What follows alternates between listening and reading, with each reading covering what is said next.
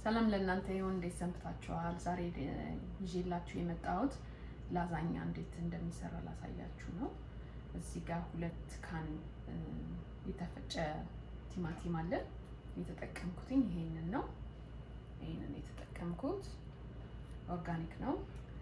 ፍሬሽ ቲማቲምን መጠቀም ትችላላችሁ። ግማሽ ኪሎ የተፈጨ ስጋ፣ 3 ካፕ ቺዝ፣ 2 ትልልቅ ራስ ነጭ ሽንኩርት እና በርበሬ ከለሩ ደስ ይለኛል ሲገባበትና ጣዕሙም ያጣፍጠዋል። 1 የሾርባ ማንኪያ በርበሬ፣ 2 የሾርባ ማንኪያ ቶማቶ ፔስት። እዚህ ጋር ደግሞ ሀፍ የሻይ ማንኪያ ቁንዶ በርበሬ፣ ሀፍ የሻይ ማንኪያ ደረቅ ቤዝል፣ ሀፍ የሻይ ማንኪያ ኦርጋኖ፣ አንድ የሻይ ማንኪያ ጨው እና እዚህ ጋር ደግሞ ነጭ ሽንኩርት የተፈጨ ትንሽ ቀጠን አድርጌ ስለፈጨሁት ነው። 2 የሾርባ ማንኪያ ይሆናል በወፍራሙ። ዘይት እናደርጋለን 4 የሾርባ ማንኪያ የሚሆን። ከፈለጋችሁ ሞር ታደርጋላችሁ፣ ግን ቺዝ ስለሚኖረው በጣም ብዙ ቅባት እንዳይሆንባችሁ ዘይቱን ማሳነስ ጥሩ ነው። ዘይቱ ትንሽ ጋል እስከሚል እንጠብቃለን። አሁን ዘይታችን ግሏል። እንትንን እንጨምረዋለን፣ ሽንኩርቱን እንጨምረዋለን። እዚህ ጋር ደግሞ ሌላ መጥበሻ እንጥዳለን። ስጋውን ለብቻ መጥበስ እወዳለሁኝ። ለብቻው ሲጠበስ ቆንጆ ጣዕም ያለው ይሆናል። እንጠብሰዋለን።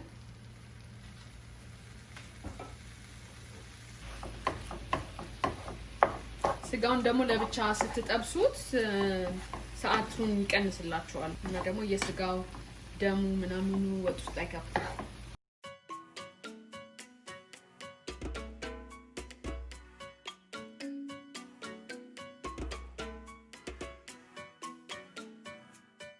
አሁን ነጭ ሽንኩርቱን እንከትፋለን።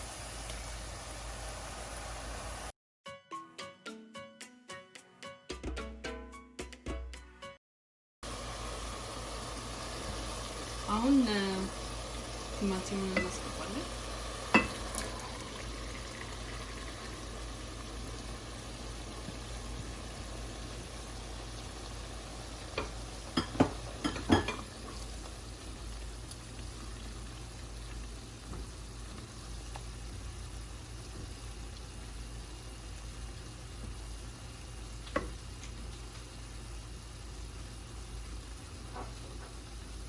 ሁሉንም ቅመሙንም እናስገባለን።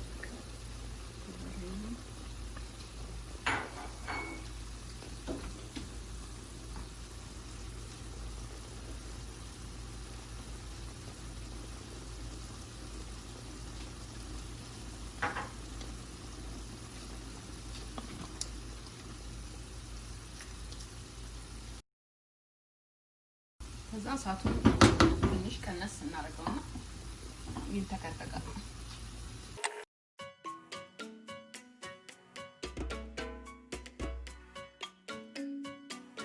አሁን ቶማቶ ፔስቱን ጨምረዋለሁ።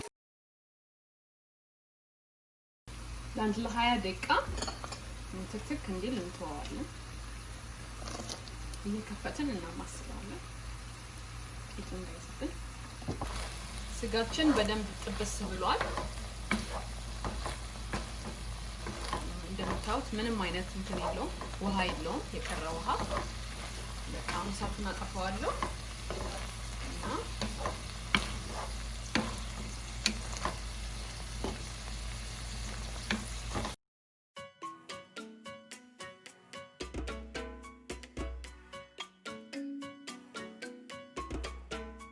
እሳቱን ትንሽ ቀንሰን ትንሽ ከስጋው ጋር እንዲበስል እናደርገዋለን።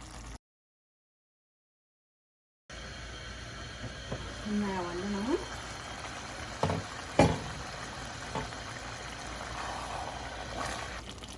አሁን ምን አድርጋለሁ? ውሃ ጨምርበታለሁ። ምክንያቱም እኔ የምጠቀመው የላዛኛ ቂጣ ደረቅ ስለሆነ ውሃ ውስጥ አልነካውም። አሳያችኋለሁ እንዴት እንደምሰራ። ትንሽ ውሃ አረግበታለሁ። የሞቀ ውሃ ነው ያደረኩበት። እናንተ ግን እርጥብ ከሆነ እንትናችሁ ላዛኛችሁ ውሃ ተጨምሩበት፣ ምክንያቱም በጣም ይረጥብባችኋል። የኔ ደረቅ ስለሆነ ነው። 2 ካፕ ውሃ አረኩበት። አሁን ውሃ ጨምራለሁ። ትንሽዬ ጨው ጨምርበታለሁ። የሚበቃችሁን ያህል ጨው ማድረግ ትችላላችሁ። በቃ ጨዋችሁን ከጨመራችሁ በኋላ እሳቱን ቀንሳችሁት ለ10 ደቂቃ ይተክተክ። ኦኬ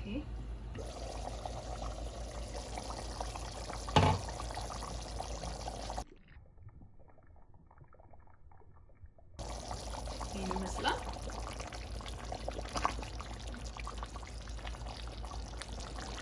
ቆንጆ ነው በስሏል። 5 ደቂቃ ቆይተን እናጠፋዋለን። አሁን በቅቶታል። እሳታችንን እናጠፋለን። ይሄው ወጣችን ደርሷል። ይሄን ይመስላል። በጣም ቀጭንም አይደለም፣ በጣም ወፍራምም አይደለም።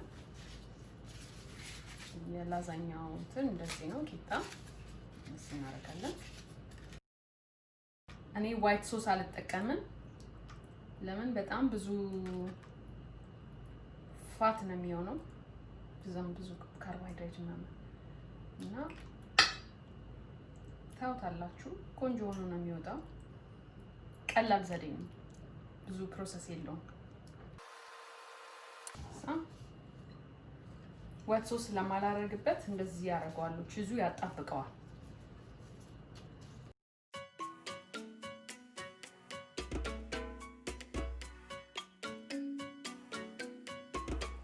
ይሄንን ነው የምጠቀመው።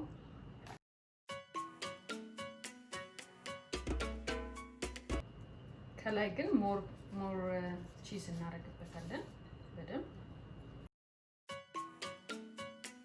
አሁን ኦቨን ውስጥ አስገባዋለሁ ለ350 ዲግሪ ለ1 ሰዓት።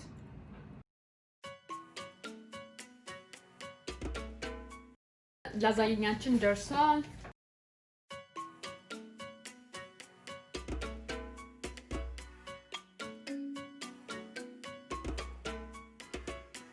ይሄን ይመስላል።